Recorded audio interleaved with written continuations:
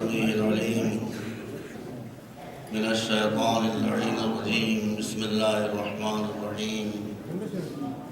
الحمد لله رب العالمين، والصلاة والسلام على سيدنا ونبينا وشفيعنا بالقاسم محمد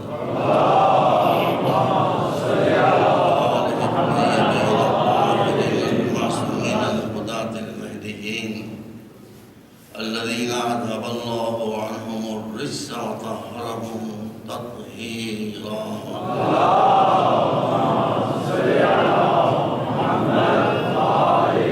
أما بعد، قد قال الله سبحانه تبارك وتعالى وهو أصدق الصادقين: لقد خلقنا الإنسان في أحسن تقويم ثم رددناه أسفل السافلين إلا الذين آمنوا وعملوا الصالحات فلهم أجر غير ممنون.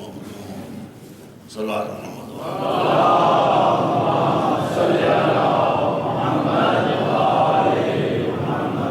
میں نے اس کہا تھا کل آپ کے سامنے کہ خالق ایک ہے، باقی جو کچھ ہے وہ سب مخلوق ہے.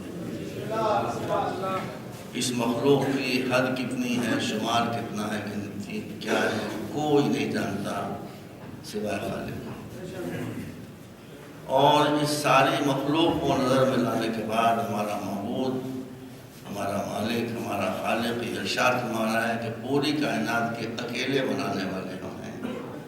جیسا کہ مولا کائنات نے دعائے مشلول میں ارشاد فرمایا ہے کہ نہ اس کو مشیر کی ضرورت پڑی، نہ وزیر کی ضرورت پڑی، نہ کسی مددگار کی ضرورت پڑی. بس اس نے کہاں بھی آپ کے سمجھانے کے لیے کہ ہو جا اور ہو گیا. یہ اس کی قدرت مطلقہ کی دلیل ہے. اب وہ کہہ رہا ہے بنایا تو ہم نے سب کچھ ہے، مگر اے انسان تجھ سے بہتر ہم نے کچھ نہیں بنایا. وہ اپنے آپ کو نہیں پہچانتا، اس لیے اپنی قدر نہیں کرتا. تجھ میں جو ہم نے صلاحیتیں دی ہیں وہ کسی میں نہیں. تیری صورت و شکل جیسے ہم نے بنائی مناسب ویسی کسی کی نہیں. مگر اب یہ قرآن نہیں، میں اس میں سمجھانے کے لیے آپ کو کر رہا ہوں. یہ مرتبہ جو انسان کو ملا ہے کہ ساری کائنات میں یہ سب سے بہتر ہے، تو یوں ہی تھوڑی مل گئی ہے. اس نے کچھ چیزیں انسان کو ایسی دی ہیں جو کسی کو نہیں دی. انہی چیزوں کی وجہ سے انسان کو یہ عروج اور یہ کمال حاصل ہوا. ان چیزوں کو میں تفصیل سے آپ کے سامنے ایک مجلس میں نہیں پیش کر سکتا. ان چیزوں میں سر فہرست ہے عقل. عقل انسان کے علاوہ کسی کو نہیں ملی، ملک کو بھی نہیں ملی. ملک کے پاس بھی عقل نہیں، وہ مطیع ہے بس، لیکن عقل اس کے پاس نہیں. دوسری شے ہے علم. ملائکہ کے پاس معلومات ہیں مگر علم نہیں ہے اس کے پاس. اور تیسری شے ہے، چیزیں تو بہت سی کہاں تک عرض کروں کہ ہر مخلوق اپنے آپ میں مست ہے. انسان وہ ہے جس کے سینے میں دوسرے کا درد، دوسرے کا درد محسوس کرے. یہ کچھ چیزیں ہیں جو انسان کے علاوہ اور کسی میں. ایک آدھ چیز اور بھی ہے لیکن نہیں کہ محسوس کروں. تو سب سے پہلے ہے عقل، انٹلیکٹ. یہ انسان کے علاوہ کسی کو نہیں ملی. نہ جانور کے پاس ہے، نہ درخت کے پاس ہے، نہ ملک کے پاس ہے. دیکھیے عقل ملک کے پاس نہیں ہے. آپ کو شاید کھل رہا ہو کہ میں کیا کہہ رہا ہوں. جہاں عقل، دیکھیں آپ اگر کسی کو کوئی سواری دیں، مثلا میں یہاں حاضر ہوں، آپ ایک کار مجھے عنایت کرتے ہیں، دینی مجھے بنی مثال طور پر کر رہا ہوں. اگر آپ نے مجھے ایک کار دے دی اور اس کار کو میں نے استعمال نہ کیا، وہ زنگ کھا کر ختم ہو گئی، تو آپ مجھے بے عقل کہہ دیں گے. جب کوئی نعمت کسی کو دی جاتی ہے تو استعمال کرنے کے لیے دی جاتی ہے. تو اللہ نے عقل ہم کو دی ہے. اگر ہم نے اس عقل کو استعمال نہیں کیا تو یہ کفران نعمت ہوگا. ایک مرتبہ صلوات پڑھیں.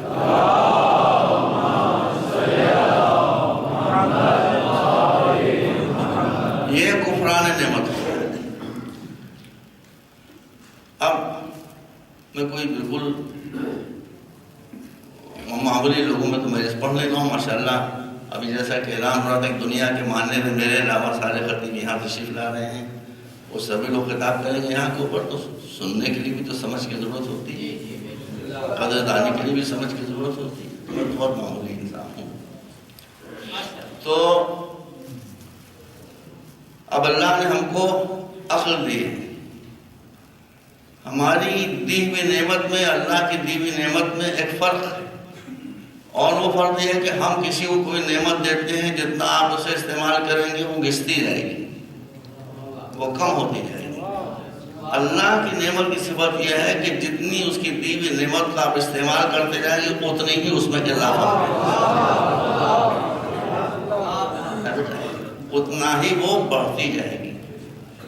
جو عقل کو استعمال نہیں کرتے ہیں ان کی عقل غائب ہو جاتی ہے، وہ جانور ہو جاتے ہیں۔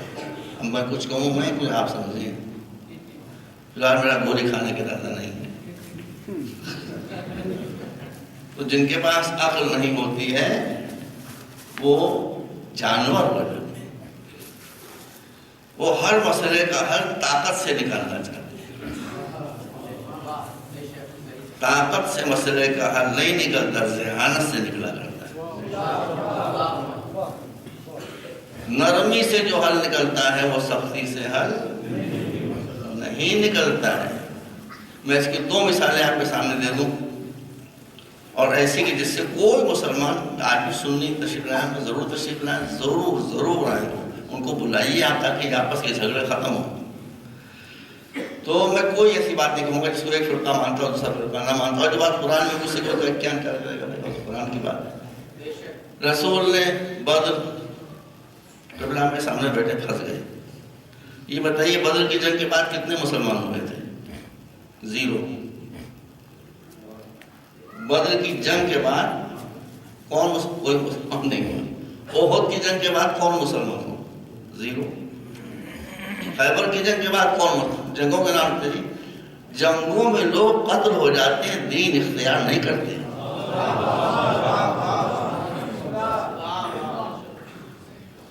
جنگوں میں لوگ قتل ہو جاتے ہیں مگر دین اختیار نہیں کرتے۔ بس رسول کی فکر میں اور صحابہ کرام کی فکر میں، اب صحابہ کرام ان کا احترام ہے مگر رسول ہے، صحابہ ہے، تو زمین آسمان کا فرق ہے۔ تو اب رسول اللہ نے خواب دیکھا جس کا ذکر قرآن مجید میں ہے کہ رسول جو ہیں وہ زیارت کے لیے مکہ تشریف لے آ رہے ہیں اور طواف کر رہے ہیں، وہ یہ کر رہے ہیں وہ کر رہے ہیں، اور آپ نے صحابہ کرام سے بتا دیا کہ میں نے یہ خواب دیکھا، اور چلو روانہ ہو گئے۔ وہاں صورتحال بگڑ گئی، مشرکین مکہ سامنے آ گئے کہ ہم تو آپ کو داخل نہیں ہونے دیں گے۔ صحابہ نے کہا ہمارے حضور نے خواب دیکھا ہے، ہم تو ضرور داخل ہوں گے، اور ہم داخل نہیں ہونے دیں گے۔ مسلمانوں کو جوش آ گیا، بعض روایات کے مطابق حملہ بھی کر دیا مسلمانوں نے رسول کی اجازت کے بغیر، اور رسول کی اجازت کے بغیر جو حملہ ہوگا اس کو جو نتیجہ ہوا وہ سامنے آ گیا، خیر۔ تو اب صلح ہو جائے، سارا واقعہ آپ سنا دہرانے سے کیا حاصل ہے؟ آپ کو معلوم ہے کہ نام اس کا صلح ہے، شریفانہ نام۔ صلح میں تو یہ ہوتا ہے کچھ اس کی بات مانی جاتی ہے، کچھ اس کی بات مانی جاتی ہے۔ رسول نے کون سی بات مانی گئی؟ ایک بھی نہیں، سب انہیں کی باتیں مانی گئی۔ مگر بس میں اتنا کر رہا ہوں، بدر میں رسول کو فتح، احد میں الٹیمیٹلی فتح، خیبر میں فتح، خندق میں فتح، حنین میں آخر میں فتح، لیکن ہمارا کوئی مسلمان بھائی بتا دے صحابہ ایک دوسرے کو مبارکباد دے رہے تھے، اللہ نے مبارکباد دی؟ یہ اتنی بڑی فتح ہوئی، اللہ نے مبارکباد دی؟ کسی فتح کے بعد اللہ نے مبارکباد دی؟ مبارکباد نہیں دی۔ جہاں جنگ ہوئی نہیں، صلح ہوئی، اس کو اللہ مبارکباد دے رہا ہے کہ اِنَّا فَتَحْنَا لَكَ فَتْحًا مُبِينًا۔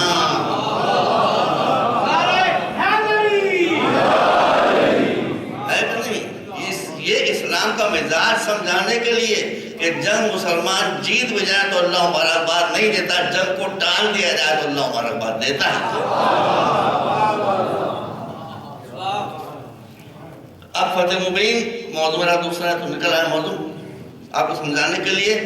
بے شک یہ فتح مبین تھی جس کو عام لوگ نہیں سمجھ پا رہے تھے، جو رسول سمجھ رہے تھے، کس ذہانت ان کی بصیرت۔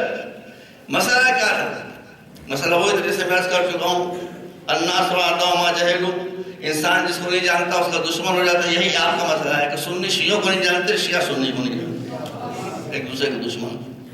رسول اس بات کو جانتے تھے، اللہ نے کہا کہ چاہے کافروں کی ساری شرطیں ہم کو تسلیم کر لینا پڑیں، مگر دشمنی کا وہ بیریئر جو بیچ میں لگا دیا گیا اس کو توڑ دیا جائے تاکہ مشرکین اپنی آنکھوں سے میرا کردار دیکھیں۔ یہ تھی بات، یہ بات تھی۔ چنانچہ کیا ہوا، اس کا سالڈ نتیجہ سامنے آیا۔ 23 برس میں آپ نکال دیں، 4 برس کا 23 برس، اس میں کتنے مسلمان ہوئے؟ 2-3-4 ہزار۔ اور صلح حدیبیہ کے بعد جو چند برس بچ رہے تھے 3-4، اس میں کتنے کا سواری نہیں، پورا جزیرہ عرب مسلمان۔ تو صلحوں میں جو طاقت ہے وہ جنگ میں طاقت نہیں۔ اب آپ اگر سیکولر دنیا میں دیکھنا چاہیں، امریکہ بہادر نے جاپان کی دھجیاں اڑا دی، ایٹم بم برسائے۔ جو چور ہوتا ہے وہ دوسرے کو چور چور کہا کرتا ہے۔ ایٹم بم آج تک کسی نے نہیں چلایا سوائے امریکہ کے، وہی تو پیدا بلڑا مچا رہے ہیں اپنے کو بے گناہ دکھانے کے لیے۔ تو امریکہ ظاہر ہے کہ ہیروشیما ناگاساکی پہ ایٹم بم گرے اور دونوں شہر تباہ و برباد ہو گئے۔ جاپان نے سرنڈر کر دیا، مگر جنگ میں سرنڈر کیا، عقل میں سرنڈر نہیں کیا۔ جنگ سے نہیں جیتی جاتی ہے بیٹا، گرہ میں مان لو، صبر سے جیتی جاتی ہے۔ صبر سے جیتی، 3 مرتبہ کرنا، صبر سے جیتی جاتی۔ دکھا دوں آپ کو بھی، جاپان کے پڑاسے ہو گئے، امریکی جنرل شہنشاہ جاپان کے پاس آیا۔ شہنشاہ جاپان نے کہا ہم اپنی شکست کو تسلیم کرتے ہیں۔ دیکھیے اب عقل کی بات، آگے بڑھ رہے ہیں۔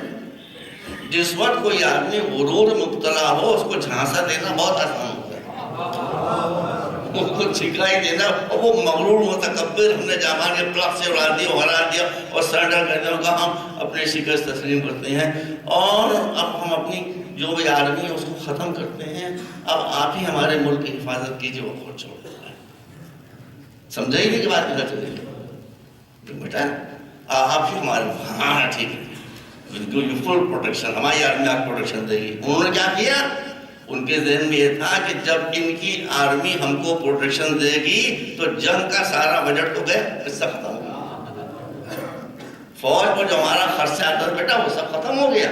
اس کو انہوں نے ملک کے بنانے میں لگا دیا، اور اس کا نتیجہ یہ ہوا کہ ایک جنگ امریکہ نے ہتھیار استعمال کیا، ایٹم بم، جاپان نے استعمال کیا عقل۔ نتیجہ یہ ہوا کہ جو جنگ امریکہ نے ایٹم بم برسا کر جیتی تھی وہی جنگ جاپان نے ایک گولی چلائے بغیر جیت لی۔ آپ کی نظروں کے سامنے یہ میں آپ کو سب سمجھا رہا ہوں۔ صبر میں جو طاقت ہے وہ جبر میں نہیں ہے۔ آپ کو قرآن یاد ہوگا انشاءاللہ، اللہ نے کہیں نہیں فرمایا کہ ان اللہ مع الجابرین،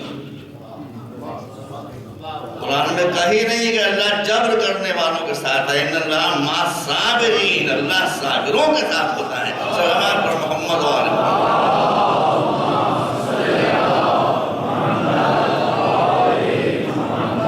بس 1 گھنٹے میں ختم ہو جائے گی، دل تو چاہتا میرا اصول ہے پڑھتا نہیں کہ 1 گھنٹے تک۔ تو آپ کو اللہ نے عقل دی ہے، صرف آپ کو عقل دی ہے، کسی کو عقل نہیں دی ہے، اس لیے کسی کو رائٹ آف چوائس نہیں دیا ہے۔ آپ کو رائٹ آف چوائس دیا ہے، اس لیے کہ جس کے پاس عقل نہ ہو اسے رائٹ آف چوائس دینا ظلم ہے، اور جس کے پاس عقل ہو اسے رائٹ آف چوائس نہ دینا ظلم ہے۔ عقل کا کام یہ ہے کہ آپ بات میں فیصلہ کرے۔ سب سنتے رہیے غور سے۔ اب آپ میں سے پوچھنے امریکہ میں سے گفتگو کرنے مجھے کوئی ضرورت نہیں ہے، تو جب اللہ نے ہم کو حق اختیار و انتخاب دیا ہے کہ ہم چاہے ادھر جائیں چاہے ادھر جائیں، تو اب یہ کہنا کہ ادھر ہی جاؤ یہ ظلم ہے۔ کیونکہ آپ حق اختیار کو ہم غلطی بھی کر سکتے ہیں، اس میں ہم غلطی بھی کر سکتے ہیں۔ اسی لیے اسلام میں بھیا سمجھ لیجیے خدا کے لیے اور دوسروں کو سمجھا دیجیے، سارے جھگڑے ختم ہو جائیں گے، واللہ سارے جھگڑے ختم ہو جائیں گے۔ اسلام کا حکم یہ ہے کہ تم کسی مسئلے پر ریسرچ کرو، نیوٹرل ریسرچ ہو، کسی کا ہاتھ بکو نہیں، عصبیت سے کام نہ لو، پوری تلاش اور جستجو کرو جتنا تم میں طاقت اور حق ہے تلاش کرنے کا۔ اس کے بعد اگر تم صحیح نتیجے پر پہنچ گئے تو تم کو دوہرا اجر ملے گا، اگر غلط نتیجے پر پہنچے جب بھی ایک گہرا اجر ملے گا۔ آپ نے غور نہیں فرمایا؟ جھگڑا بھی کہاں ہے؟ آج ہمارے کتنے جھگڑے ہیں، مجھ سے کہا جاتا ہے لیکن وقت نہیں، میں پڑھ نہیں پاؤں گا، بس ایک اشارہ میں کر رہا ہوں، کتنے اختلافات ہیں۔ ابھی جب آدمی کو سوچنے کی طاقت دی گئی ہے اور اس کو اختیار دیا گیا کہ تم سوچو غور کرو، تم غلط راستے پر بھی جاؤ گے جان بوجھ کر نہیں، نہ ریسرچ کی اس کی وجہ سے، تو تم کو کوئی عذاب نہیں ہوگا بلکہ ایک خیرہ تم کو ثواب ملے گا۔ تو میں اگر غلط راستے پر بھی چلا گیا ہوں، وفر اگر صحیح تحقیق دوسروں کے بعد کیا ہوں اپنی پوری طاقت صرف کرنے کے بعد، تو میں گناہ گار نہیں ہوں۔ اب میں گناہ گار نہیں ہوں تو کافر کہاں سے ہو جاؤں گا؟ اب اس میں گناہ گار ہی نہیں ہوں تو آپ اسلام کو سمجھتے نہیں، میں کیا کروں اس کو؟ ایک مرتبہ صلوات بھیج دیں اپنا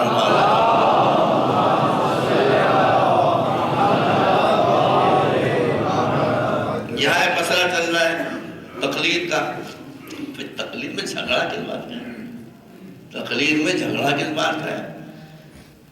ہندوستان کے جو بہت بڑے عالم تھے جو تقلید کو نہیں مانتے تھے، نجات الدین حیدر صاحب حیدرآباد میں، ان کی میری دوستی تھی، میرا ان کا کبھی جھگڑا نہیں ہے، میرا ان کا کبھی جھگڑا نہیں ہے۔ وہ بھی عالم تھے، میں بھی تھوڑا بہت پڑھا لکھا تھا، ہمارے درمیان گفتگو ہوتی تھی، لیکن نہ انہوں نے مجھے کبھی کافر کہا نہ میں نے انہیں کبھی بے دین کہا۔ لکم دینکم، آپ اس پر جاتے ہیں، اس پر جاتے ہیں۔ اگر آپ نے صحیح ریسرچ کی ہے تو آپ کی بھی نجات ہے انشاءاللہ۔ مجھ سے کس طرح نے کہا آپ کو، میں نے کہا بھائی اخباری جو ہیں ان کے یہاں تو پہلے ہی اخ لگا ہوا ہے، اخ کہتے ہیں بھائی کو، تو پہلے ہی اخ لگا ہوا تم سے کیسے لڑ سکتے ہیں؟ لیکن ان حضرات کو بھی ذرا اپنے آپ کو تھوڑا قابو میں رکھنا چاہیے۔ ہم تو دیکھیے بہت انڈیپینڈنٹ آپ کے سامنے۔ تقلید ہے کیا؟ میں آپ کو ایک منٹ میں سمجھا دوں۔ اللہ کی تقلید نہیں ہوتی، رسول کی تقلید نہیں ہوتی، امام کی تقلید نہیں ہوتی، اللہ کی عبادت ہوتی ہے، رسول اور امام کی اطاعت ہوتی ہے۔ مجتہد کی آپ کو اختیار نہ مانے، آپ اس کو نو پرابلم، ہم آپ پھر بھی گلے سے لگائیں گے، ہم اپنی بات بتا رہے ہیں، آپ کو 2 منٹ بتایا تھا میں، کیونکہ یہ میرا موضوع نہیں ہے، فرمائش اس لیے کر رہا ہوں۔ اللہ کی عبادت ہوتی ہے، رسول اور امام کی اطاعت ہوتی ہے، مجتہد کی تقلید ہوتی ہے۔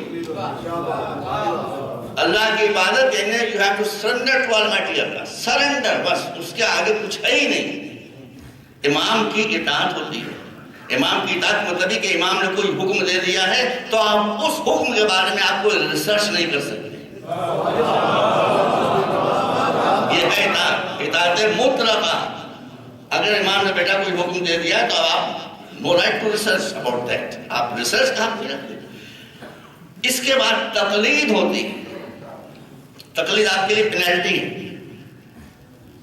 جرمانہ ہے آپ کے لیے تقلید۔ کیا ہے؟ اب تقلید قائم ہوتی ہے، اللہ ایک ہے، اس میں تقلید ہے؟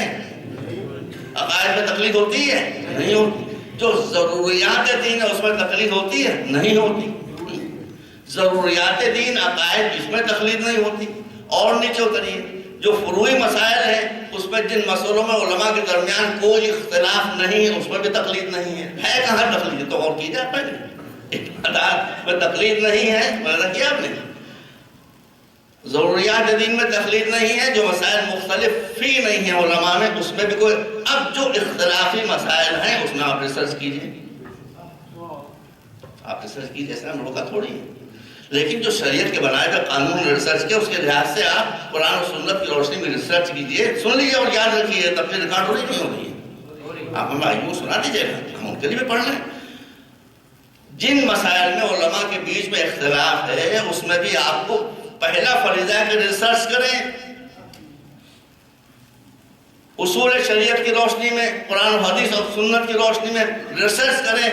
اگر آپ اپنی ریسرچ کے بعد اپنی ریسرچ کے بعد کسی نتیجے پر پہنچے جاتے ہیں تو اس مسئلے میں تقلید آپ کے لیے حرام ہے۔ What do you want more؟ اگر ہم کسی مسئلے میں پہنچ گئے تحقیق کر کے تو اس مسئلے میں تقلید ہمارے لیے حرام ہے۔ آپ کے ہمارا استعمال کہاں ہے کہ ہم عربی پڑھیں اور فارسی پڑھیں اور اصول شریعت پڑھیں، اصول استدلال پڑھیں، ہمارا ہم کو جاب کرنا ہے، ہم کو نوکری کرنا ہے، ہم کو بزنس کرنا ہے بچوں، ہمارا پاس اتنا ٹائم کہاں ہے؟ تو آپ ٹائم نہیں آ پا تو آپ کیا کریں گے؟ There is no way out. There is no way out. برائے صحت و سلامتی علماء حق کا بلند تر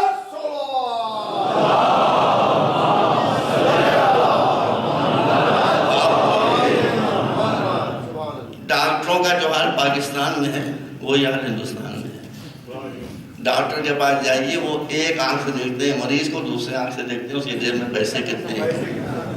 تو ہے کہ نہیں؟ آپ بتائیے، ہے کہ نہیں؟ یہ ہمارے یہاں ہے، یہ آپ کے یہاں ہے، مگر آپ مجبور ہیں یا تو خود میڈیکل سائنس پڑھیے، اپنے بچے کا علاج کیجیے، نہیں ہے تو آپ کو ڈاکٹر کے پاس جانا پڑے گا۔ بھیا کو بگڑتے نہیں نا، بگڑیے گا نہیں مجھ سے خدا کے لیے، مجھے بہت ڈر لگتا ہے کہ مجھ سے بگڑ رہے ہیں۔ میں تو ملانے کے لیے سب کو گلے لگاتا ہوں، سب میرے بچے ہیں، سب میرے بھائی ہیں، میں بات کر رہا ہوں، آپ اس سے آپ کو اختلاف کیجیے طرح، نو پرابلم۔ مجھے مکان کا نقشہ بنوانا ہے، یا تو میں خود بناؤں آرکیٹیکٹ، نہیں تو کسی آرکیٹیکٹ کے پاس جانا پڑے، سیدھی سادھی بات، دو چار کی طرح سے۔ تو اسی طرح سے جب آپ کو مسائل شریعت جس میں اختلاف ہے، یا تو آپ خود اس میں ریسرچ کیجئے، اب اسلام روکا ہے آپ اس میں ریسرچ کیجئے۔ آپ اگر ریسرچ کر کے کسی نتیجے تک پہنچ گئے تو آپ پر تقلید حرام ہو جاتی ہے، اس مسئلے میں حرام ہے آپ پر تقلید۔ اور اگر آپ اتنی قابلیت نہیں پیدا کر سکے تو دیر نو ہے آپ تقلید کے علاوہ کریں گے کیا؟ صلوات پر محمد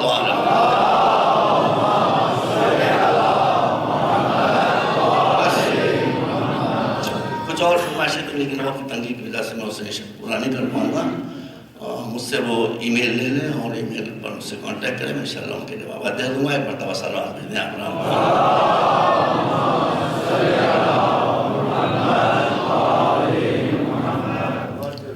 تو جو شے آپ کو انسان بناتی ہے وہ ہے عقل، وہ ہے عقل۔ قرآن بھی حجت ہے، بے شک اللہ کی کتاب ہے،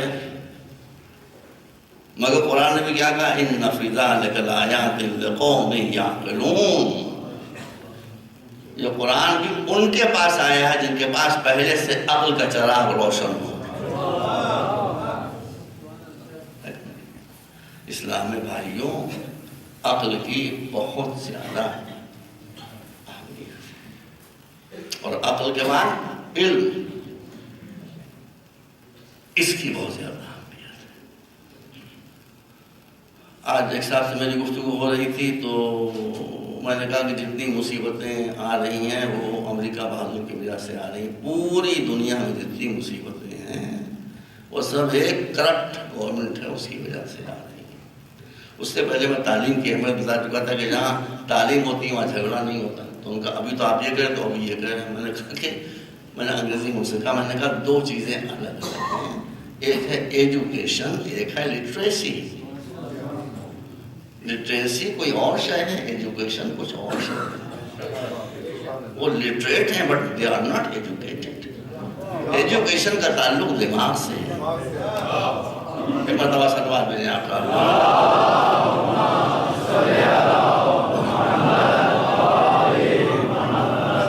بس اب ایک سوال ہے اور میں بس مجبوری ہے، اس سے میں اصغر کے مختصر الفاظ میں مجلس کو ختم کر دوں گا، زیادہ وقت میرے پاس نہیں، اور سوالات میں نے عرض کیا کہ مجھ سے ای میل لے لیں اور سوالات کریں۔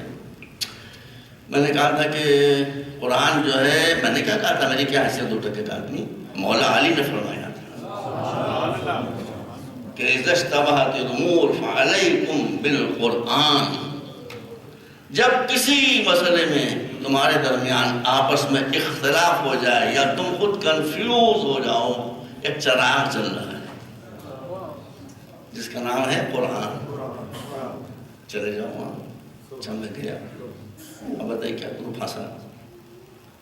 بھائی مولا علی ہے، خود قرآن نے لکھا ہے، جو میں نے ایک شخص کے عرض کیا تھا کہ نزل من القرآن ما هو شفاء ورحمۃ للمؤمنین، سارے امراض کا مداوع ہے قرآن میں، قرآن خود کہہ رہا ہے، مگر ظالموں کے لیے نہیں، ظالموں کو ظلم سے اسلام کو چڑ ہے بھائی، سارے مسلمانوں کو بتا دیں، ظلم خدا کے لیے نہ کیجیے۔ لیکن نماز آپ بہت اہم ہے، لیکن اگر نماز آپ نے نہیں پڑھی ہے ممکن ہے اللہ معاف کر دے، روزہ اگر آپ نہیں رہ سکے ممکن ہے کہ اللہ معاف کر دے۔ رسول کی صحیح حدیث ہے جو سنی شیعہ دونوں کتابوں پائی جاتی ہے، ہر ایک مجھے یاد کرے، رسول سے ارشاد ہے کہ رسول آپ کہہ دیجئے ہر ایک مجھے یاد کرے، ہر سنی بھی سن لیں، ان کو قسم دیتا ہوں اللہ کی، آپ کے رسول کا ارشاد ہے، میرے رسول کا ارشاد ہے، اللہ فرماتا ہے رسول سے کہ مسلمانوں سے کہیے مجھے یاد کریں، مجھے یاد کریں، مجھے یاد کریں، مگر مسلمانوں میں جو ظالم ہوں ان سے کہیے مجھے یاد نہ کریں۔ بھائی قیامت ہو گئی، ان سے کہیے مجھے یاد نہ کریں۔ رسول نے پوچھا کیوں؟ کہا اس لیے کہ میں اصدق الصادقین ہوں، میں نے وعدہ کیا ہے کہ فَاذْكُرُونِي أَذْكُرْكُمْ، جو مجھے یاد رکھے گا میں اس کو یاد رکھوں گا، ظالم مجھے یاد کرے گا تو میں اسے بھی یاد کروں گا، مگر لعنت سے یاد کروں گا۔ اس سے بڑا گناہ کوئی نہیں، کسی کے دل کو مت توڑیے، کسی کا حق مت چھینیے، اس سے بڑا گناہ کوئی نہیں۔ تو اب ہم مولا کے پاس گئے، ان کا قرآن کے پاس جاؤ، قرآن نے خود کہا ہمارے پاس آؤ، اب ہم گئے قرآن کے پاس، بھیا سنی بیٹھے ہیں، تشریف رکھیں، تجھے ایک مسئلے کا جواب نہیں، میں جاہل آدمی ہوں۔ ہم قرآن کے پاس گئے، بھائی اسلام میں سب سے اہم عبادت کیا ہے؟ نماز ہے نا، شیعہ سنی میں کوئی فرق تو نہیں ہے، سب سے بڑی عبادت، اہم عبادت نماز ہے۔ ہم گئے قرآن کے پاس، اے اللہ میں ایک کتاب بتائیے ہم کیسے نماز پڑھیں؟ وہ چپ، وہ بتاتا ہی نہیں۔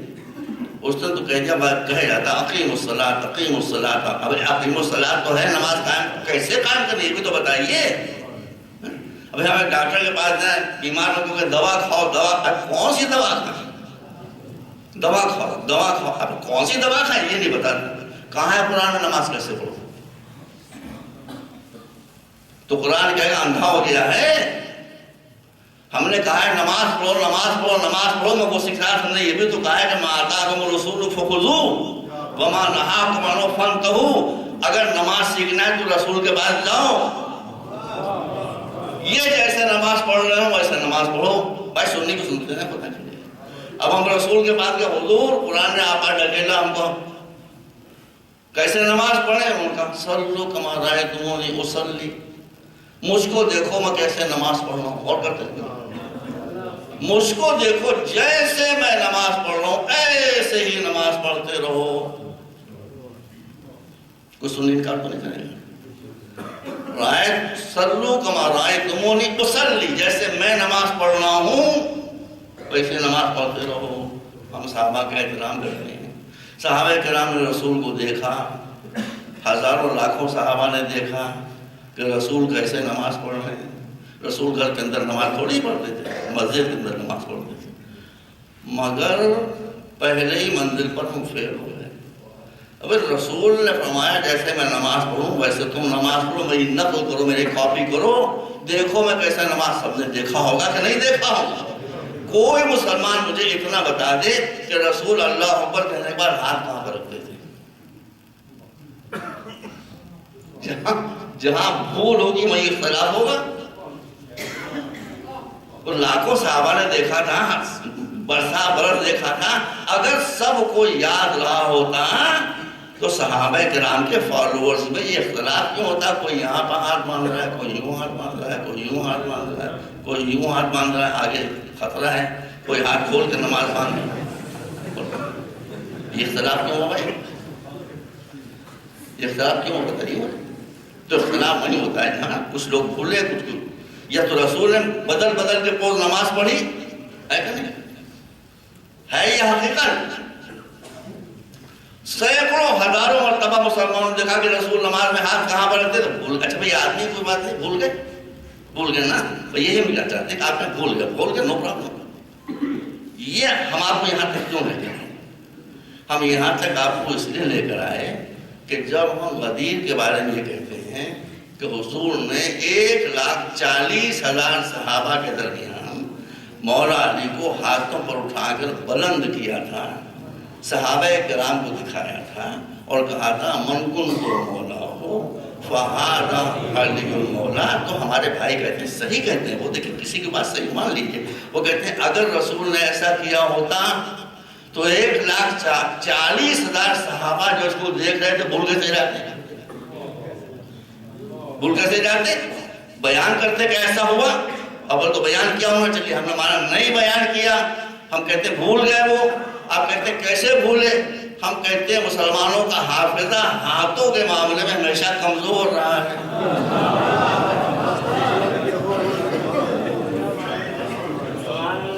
ہزاروں مرتبہ رسول کو نماز پڑھتے دیکھا, یاد نہ رہا کہ ہاتھ کہاں پر باندھتے تھے. تو جو سینکڑوں مرتبہ رسول کے ہاتھوں کی پوزیشن نماز میں بھول گئے, غدیر میں تو ایک ہی مرتبہ ہاتھ بلند ہوا تھا. ایک مرتبہ صلوات دیں آپ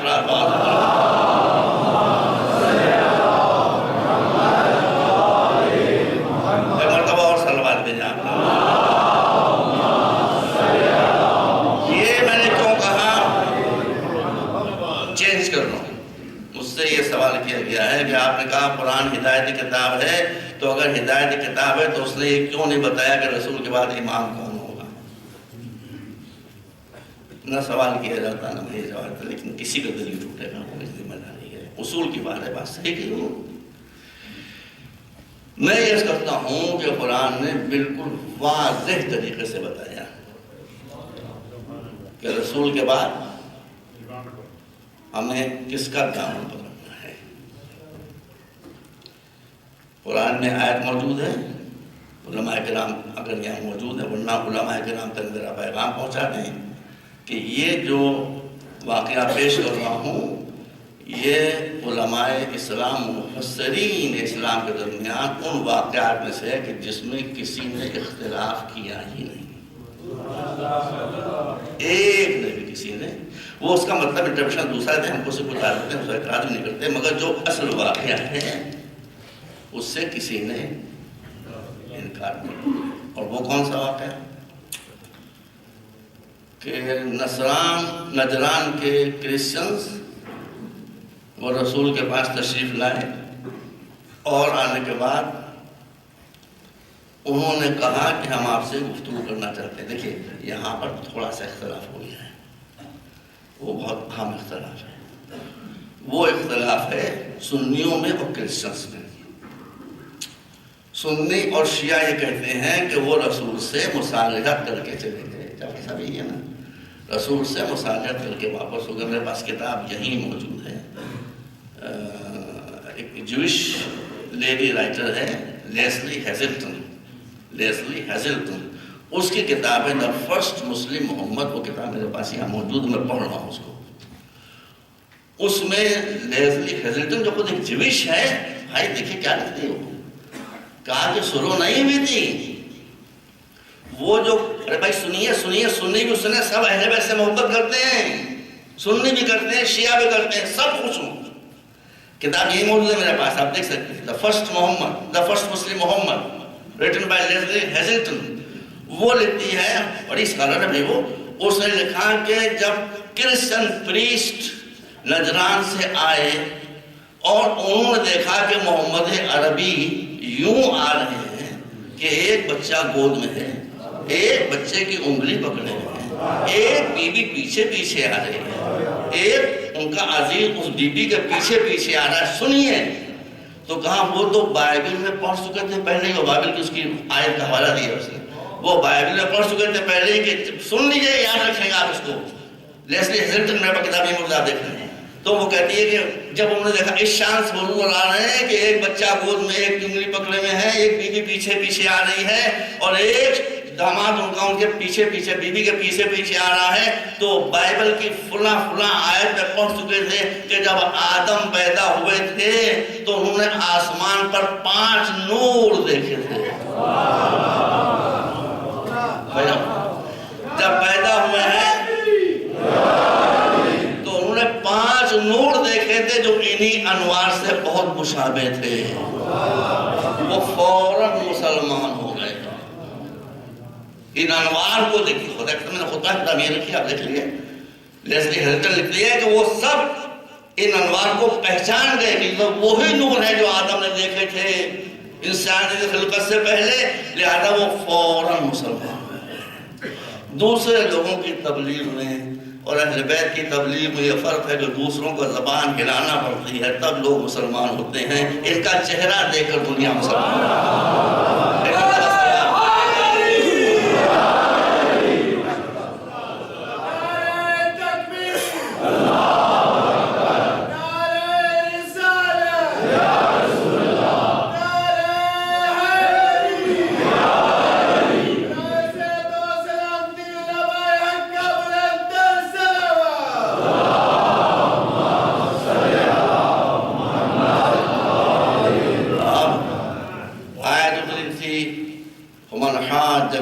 من بعد ما جاءك من العلم فقل تعالوا ندعو ابناءنا وابناءكم ونساءنا ونساءكم.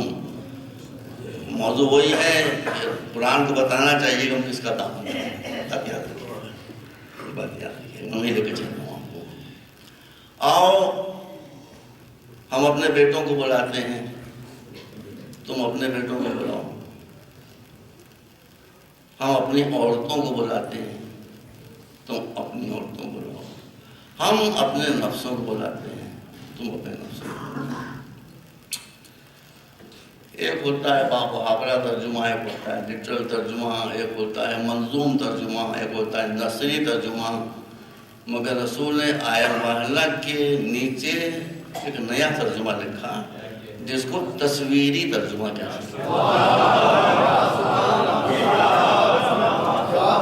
جیسے تصویری ترجمہ کہتے ہیں. سب سے پہلے ابنانا، اس کے نیچے حسن حسین،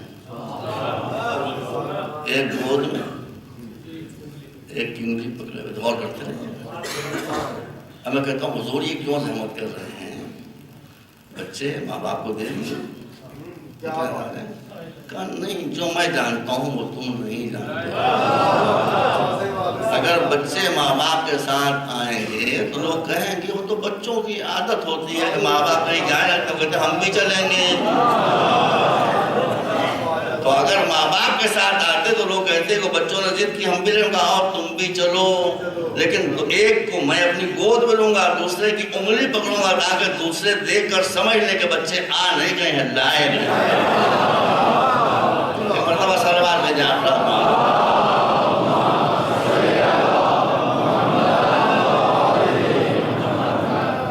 مجھے یاد آ گیا، میرے والد مرحوم کے ساتھی تھے مولانا اظہر حسن زہری صاحب، اللہ مقامہ. کیا نفیس انسان، بلندان صلوات.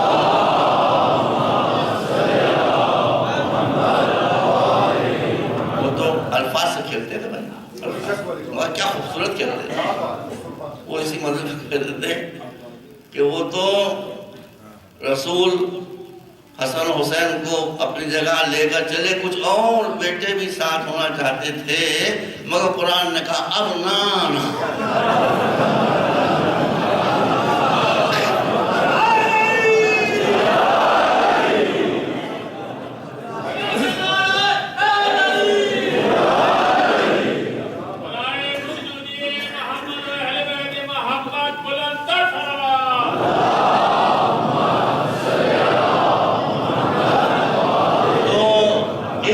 بیٹے کو کہتے ہیں یہ رشتہ ہوا، اس کے بعد اللہ کی مسئلہ ہے. نساء، رشتے ختم. نساء میں گھرانے کی ساری عورتیں، کسی کی شان ہم کبھی کوئی گستاخی نہیں کرتے مگر بات ہے ساری عورتیں. نساء جب نساء کہہ دیا تو اس کے اندر ساری عورتیں آ گئی. بلکہ نساء تو عام طور پہ وہ بیوی کو کہتے ہیں. قرآن نے بھی کہا یا نساء النبی. وہاں پر شیعہ سنی سب کہتے ہیں اس مراد حضور کے ازواج ہیں. مگر یہاں جب نسانہ کہا جا رہا ہے، کہتے ہیں لوگ کہتے ہیں بھئی ہم کو بڑا تھوڑی ماننا ہے کہ رسول کی اور بھی بیٹیاں تھیں، تو جمع کا صیغہ استعمال ہو رہا، پلورل کا صیغہ استعمال ہو رہا، تو ان کو لانا چاہیے تھا حضور کو. مگر جمع کا صیغہ ہے بیٹی ایک آ رہی ہے، بیٹی ایک آ رہی ہے. اس کا مطلب خاندان رسالت کے اندر جتنی بھی عورتیں تھیں جس رشتے کی، اس میں مباہلے کی آیت کے نیچے آنے کے لائق بس ایک ہی بیٹی ہے. سب کا احترام ہے، ہم کسی کو وہ تھوڑے کریں، سب کا احترام ہے. مگر نسانہ رسول کی طرف نسبت رکھنے والی یا آیا مباہلہ کا مصداق بننے والی بس ایک بیٹی تھی. اچھا مجھے تھوڑی بہت میں نے عربی پڑھی، ریسرچ کی ہے، تو میں سمجھ بوجھ کے آپ کے سامنے کر رہا ہوں. میں نے دیکھا کہ بہت سے حضرات فرماتے ہیں کہ نفس کے معنی آپ کو معلوم ہی نہیں، کیا ہم نے بتا دی نہیں معلوم ان کا. نفس کے معنی تو داماد کے ہوتے ہیں. ایک بات آپ کو بتا دوں، کسی سے مت لڑا کیجیے کبھی. اگر آپ کو یقین ہے کہ غلط بات کہہ رہا اس کی ہاں میں ہاں ملائیے، وہ آگے خود ہی پھنس جائے گا. آپ کو جھگڑے کی ضرورت ہے. نفس کے معنی داماد کے ہوتے ہیں، داماد کے ہوتے ہیں. بے شک میں نے بھی دیکھا ہے نفس میں نے داماد کے ہوتے ہیں. مگر آپ یہ نہ کہیں تو بہتر ہے، اس لیے کہ وہاں بھی جمع کا صیغہ ہے کہ آؤ. اب آپ کا ترجمہ، آؤ ہم اپنے دامادوں کو بلائیں. تو اب کوئی اور رسول کا داماد ہوگا تو اس کو بھی رسول کو لانا پڑے گا.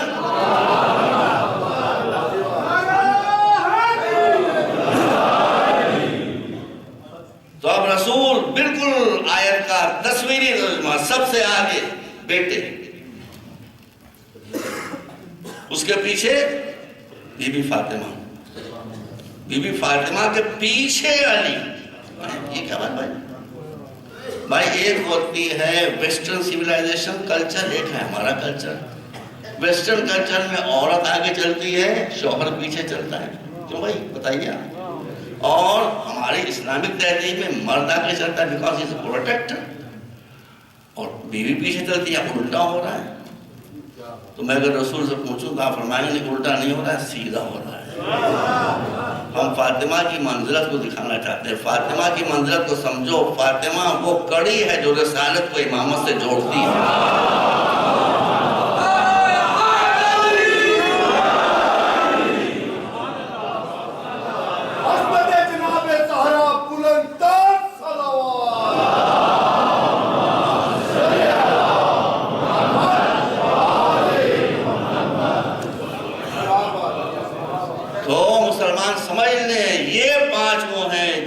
عظمت عیسائیوں کو بھی معلوم تھی.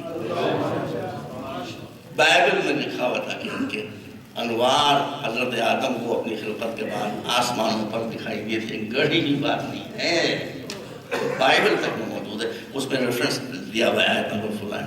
اور کیا ہے؟ یہ ہیں اہل بیت رسول. اب ارشاد کیا ہوا؟ بات ختم. فنجعل لعنت اللہ علی الکاذبین. مجھے کو قرآن تھوڑا بہت بجاتی ہے. قرآن میں مولانا صاحب فاسقین پر لعنت ہوئی ہے کہ نہیں ہوئی ہے؟ کافرین پر لعنت ہوئی ہے کہ نہیں ہوئی ہے؟ منافقین پر لعنت ہوئی ہے کہ نہیں ہوئی ہے؟ لیکن پورے قرآن میں سوائے آئے و محلہ کے کاذبین پر لعنت کہیں نہیں، کہیں نہیں، کہیں نہیں. برا کہا گیا کافروں کو لعنت. یہ آیت ہے. اب اس کا مطلب یہ کہ یہ وہ کاذبین ہیں کہ اگر یہ کذب پر رہے تو ان پر اللہ کی لعنت ہے. تو اس کا مصداق کون ہے مسلمانوں؟ آپ کہیں گے وہ جو نصارہ ہیں وہ ہیں کاذبین ابھی تک، جو اس کا مصداق ہے. اچھا یہ بتائیے کہ اگر رات ہی رات ہوتی اور دن نہ ہوتا تو آپ رات کو پہچانتے؟ جب دن کی روشنی چمکی تو معلوم ہوا کہ یہاں تک رات تھی، اور اب یہ دن ہے. ہر شے ہمیشہ اپنی ضد سے پہچانی جاتی ہے. میں مسلمانوں سے پوچھتا رہتا ہوں، ان سے پوچھتا رہتا ہوں، سنی حضرات سے، میں بھائی ہیں گلے سے لگا کے پیار کر کے میں پوچھنا چاہتا ہوں کاذبین کون ہیں؟ جو پریسٹ آئے ہیں کرسچن. تو صادقین کون ہیں؟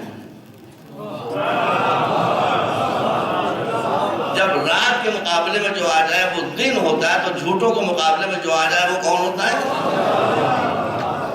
تو آیہ مبارکہ نے یہ طے کر دیا کہ کاذبین آج نصارہ نجران ہیں اور صادقین اہل بیت رسول ہیں.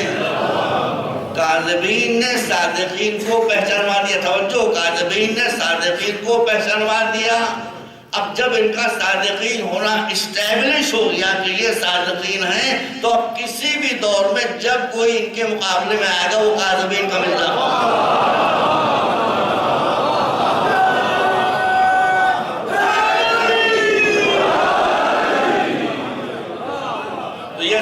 دیکھیے یہ کوئی ایسی بات شیعہ عقیدہ نہیں ہے بھائی، یہ خدا کی قسم ہے شیعہ عقیدہ نہیں ہے. میں پڑھتا ہوں ذرا.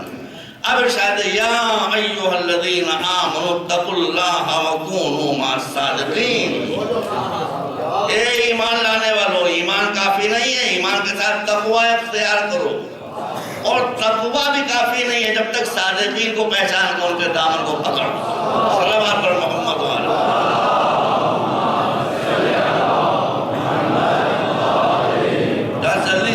ہو گیا. کراچی میں یوم علی ہو رہا تھا. سنیے حضرات ہمارے بھائی، ان کا پیشانی چوم کے غلام مرتضی ملک جو مدینہ یونیورسٹی میں پروفیسر تھے سعودی عرب میں، ان کی تقریر ہو رہی تھی. اور یہ بات انہوں نے صحیح فرمائی، مجھے معلوم تھا لیکن ان کا حوالہ سے دے رہا ہوں کہ آڈیو کیسٹ کو ڈالتے ہیں. انہوں نے کہا کہ مسلمانوں میں بہت کم مسئلے ایسے ہیں، بھائی سن لیجئے، مسلمانوں میں بہت کم مسئلے ایسے ہیں کہ جس پر سارے مسلمان فرقوں کا اتفاق ہے. بہت کم، ورنہ کہیں نہ کہیں اختلاف تھا ہی بھائی. کہا ان مسئلوں میں سے، چند مسئلوں میں سے جس پر سارے اسلامی فرقوں کا اتفاق ہے، ایک مسئلہ یہ بھی ہے. دیکھیے وہ کہہ رہے ہیں، آپ ریکارڈنگ سن لیجئے ان کی. ایک مسئلہ یہ بھی ہے کہ چونکہ رسول نے فرمایا ہے علی مع الحق والحق مع علی، علی حق کے ساتھ ہے، حق علی کے ساتھ ہے، اس لیے سارے اسلامی مسلکوں کا اس بات پر اتفاق ہے کہ کوئی بھی ہو، کسی بھی دور میں، کسی بھی زمانے میں، اگر وہ علی کے مقابلے میں آیا تو حق علی کے ساتھ ہے.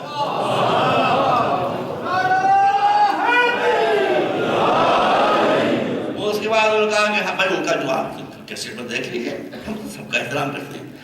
وہ کہتے ہیں غلام مرتضی ملک، وہ کہتے ہیں کہ یہاں میں بیٹھا تھا جلسے میں، کہہ رہے ہیں یہاں تک کہ میری اماں، میں نے کہا میری اماں کیا کہہ رہے ہیں، یہ گھر کہاں پہنچ گیا؟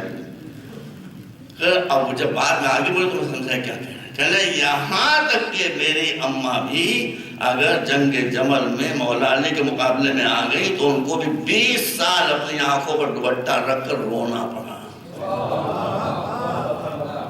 یہ صحیح بات ہے بھئی، آدمی سے غلطی ہوتی، غلطی ان سے ہو گئی، جو غلطی پر جم جائے وہ غلطی پر ہوتا ہے. 20 سال بی بی اپنی آنکھوں پر رومال رکھ کر، دوپٹہ رکھ کر روئی.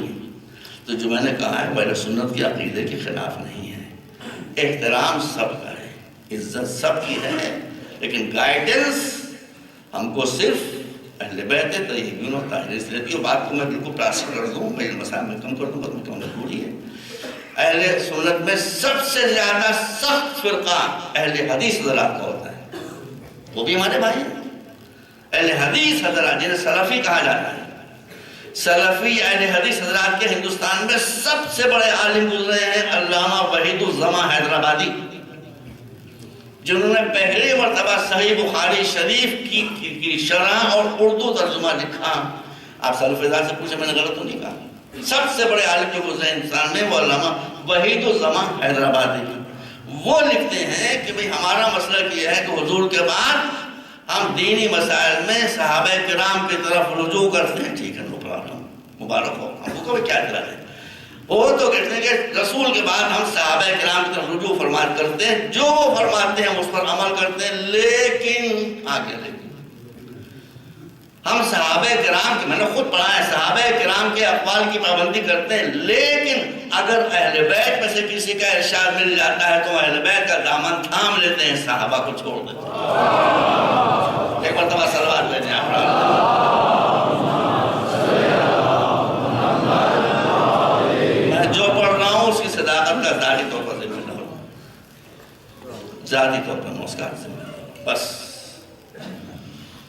تو احترام ہم سب کا کرتے ہیں، تو جو اہل حدیث دراد کرتے ہیں وہی دیوبندی کریں، وہی وہابی کریں، وہی بریلوی کریں، وہی شیعہ کریں، وہی سنی کریں، نو پرابلم، کوئی جھگڑا ہی نہیں۔ بس جب اہل بیت آ گئے تو ہر ایک ان کا ظاہر کہ ان کی عظمت ہوا ہے کہ اس کے سامنے تو احترام سب کا ہے، لیکن جو عظمت ان کی ہے وہ کسی کی نہیں۔ اور پھر ان اہل بیت نے اسلام کے لیے جو قربانی دی ہے اس کو ہم سال بھر اسی لیے یاد کرتے رہتے ہیں کہ ہم اسلام سے دور نہ ہونے پائیں۔ کربلا کے میدان میں سرکار سید الشہداء حضرت امام حسین علیہ السلام نے جو قربانی دی ہے وہ اسلام کے اصولوں کو اس ایمرجنسی حالت میں، ان ہنگامی حالات میں بھی امام اپنے جہاد کے دوران اسلام کے ایک ایک اصول کی حفاظت کر رہے ہیں۔ خدا کی قسم اس کے عرض کرنے موقع نہیں ہے۔ یزیدی لشکر جاہلیت کے اصولوں کی حفاظت۔ امام حسین جس گھوڑے پر سوار تھے وہ رسول اللہ کا گھوڑا تھا۔ امام نے خود خطبے میں فرمایا بھائی کہ میں جس گھوڑے پر سوار ہوں مسلمانوں، یہ تمہارے رسول کا گھوڑا ہے، یہ تمہارے رسول کی سواری ہے، اس وقت یہ چلا رہا ہے۔ اور اس کا وقت ختم ہو گیا۔ اب جب حسین زخموں سے چور چور ہو چکے، کسی مظلوم کے ساتھ ہی ہوا ہے، مجھے مسلمان بتا دیں، حسین گھوڑے پر جھوم رہے ہیں، سنبھلا نہیں جاتا ہے۔ جب لشکر یزیدی کے سپاہیوں نے منظر دیکھا تو ابن سعد کے حکم کے مطابق کچھ سپاہی جن کے پاس لامے نیزے تھے وہ ادھر آ گئے، کچھ سپاہی جن کے پاس لامے نیزے تھے وہ ادھر آ گئے۔ جب حسین ادھر جھکتے تھے وہ لامے نیزوں سے حسین کو ادھر ڈھکیلتے تھے۔ یہ تمہارا رسول کا نواسہ ہے؟ ارے کچھ نہیں، رسول کا نواسہ ہے، فاطمہ کا جایا ہے، علی کا بیٹا ہے، کوئی غیر تھوڑی ہے، یہ وہی رسول کا نواسہ ہے جس سے کو محبت کرتے ہیں۔ ڈھکیل کے جب حسین کو یقین ہو گیا کہ بس یہ سب روایتیں موجود ہیں، میری نظروں کے سامنے ہیں، تو حسین نے اپنے گھوڑے سے فرمایا، جو رسول کا فرض تھا کہ میرے فرض سے باوفا اب میری شہادت کا وقت قریب آ گیا، میں شہادت سے نہیں گھبراتا ہوں، وہ تو میری تمنا ہے، لیکن ابھی میں بلندی پر کھڑا ہوں، تو مجھے بلندی پر لیے کھڑا ہوا ہے، یہاں اگر میرے گلے پر خنجر شمر چلے گا تو بہن دیکھ رہی اونچائی پر دیکھ رہی، اس نے مجھے کسی بستی میں لے کر چلا، نشیب گھوڑا نشیب میں لے کر آیا۔ امام گھوڑے کی بلندی سے آپ انتظار کر رہا ہوں کہ میں کہوں گا زمین پر تشریف لائے، زمین پر آئے نہیں، زمین پر نہ زمین پر نہیں آئے۔ امام کا جسم اقدس تیروں پر ٹکا، بس دیکھیے یہاں تک ہے روایت، خدا نخواستہ آپ کہہ سکتے ہیں کہ روایت غلط ہو رہا ہے، یہ ہے لیکن آپ کو حق ہے۔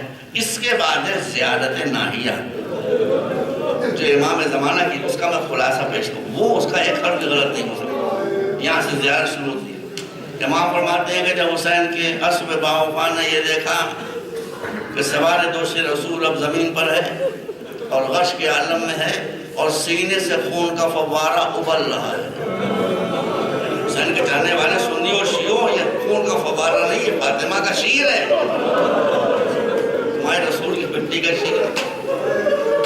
تو آگے بڑھا، آگے بڑھنے کے بعد اس نے اپنے چہرے کو خون سے رنگین کیا۔ اب اس کی بولی تو مجھے پتا نہیں، لیکن جو واقعہ ہو رہا اس سے مجھے سمجھ میں آ رہا ہے وہ یہ ہے کہ گھوڑا بڑا سمجھدار تھا، اس نے سوچا کہ جب عباس کی شہادت ہوئی تو حسین نے اطلاع کی، علی اکبر شہید ہو حسین نے خبر دی، قاسم شہید ہو، اب حسین خود پڑھے میں کون خبر دے،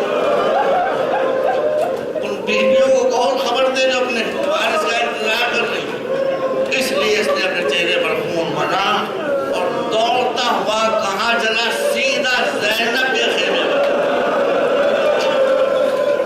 سیدھا زینب بیوی کے خیمے پر، جہاں خیمے کے اندر زینب کبریٰ چھوٹی سی بچی حسین کی سکینہ کو گود میں بٹھائے ہوئے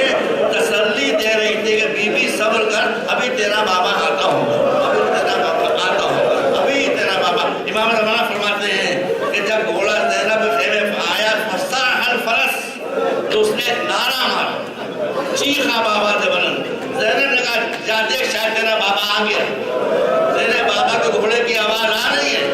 اب سکینہ دوڑتی بھی جب خیمے کے در تک آئی اور پردہ ہٹایا تو اب سکینہ چیخی، کہا بھوپی گھوڑا تو آیا ہے، بابا نہیں آیا، رین دھڑک گئی ہے، لگام کٹی ہوئی ہے۔ بس مجلس پر بیویاں نکل کر خیمے کے باہر آ گئیں، گھوڑے کو چاروں طرف سے گھیر لیا، فریاد و فغاں میں آوازیں بلند ہوئی۔ تھوڑی دیر کے بعد جب زینب نے سکینہ کی طرف دیکھا تو دیکھا کہ بچی پر سختے کا عالم تھا۔ سکتہ وہ خطرناک منزل ہوتی جب آنسو سر بولے مر سکتا ہے، موت آ سکتی۔ زینب دہل گئی، علاج صرف یہ ہے کہ جس کو سکتا اس کو رولا۔ اب زینب کا کام ہے سکینہ کو رولانا، مظلومیت دیکھی۔ زینب آگے بڑھی، کہا بازو تھام کر میری بچی رو لے تیرے بابا کو شہید کر دیا۔ لیکن کیا احساس ہونے لگا کہ تیرے بابا کا سر کٹ گیا، تو یتیم ہو گئی، سب کچھ کہہ دیا مگر سکینہ کی آنکھوں سے ایک آنسو۔ بات مجلس اور تھوڑی دیر کے بعد اس مظلوم بچی نے اپنے پھول کے ہاتھ سے بازو چھڑایا، دھیرے دھیرے لڑکھڑاتے ہوئے قدموں سے گھوڑے کے پاس آئی، گھوڑے کے